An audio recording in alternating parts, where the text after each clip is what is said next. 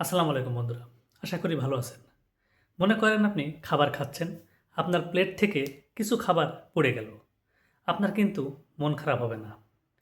কিন্তু আপনার পকেট থেকে যদি ৳৫ পড়ে যায় অথবা ৳১০ যদি হারিয়ে যায় অথবা কেউ যদি আপনার কাছ থেকে ৳৫ নিয়ে আর না দেয়, তাহলে আপনি বুঝতে পারবেন যে আপনার কতটা মন খারাপ বা ওই টাকার প্রতি আপনার কতটা টান।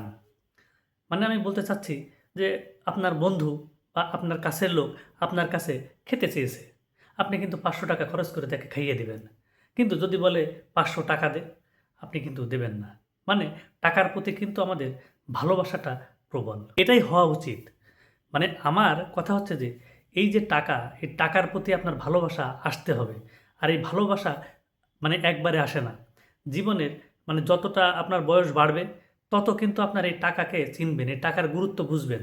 আর যারাই এই টাকার গুরুত্ব যত তাড়াতাড়ি বুঝতে পারবে, তারাই কিন্তু জীবনে সফলতার কিছুটা উপরে কিন্তু উঠে যাবে। কারণ টাকার গুরুত্ব বুঝে তারপরে আপনি মানুষের সাথে চলাফেরা করবেন, দেখবেন আপনার জীবনটা বেশ একটু সহজ হয়ে যাবে। ধন্যবাদ।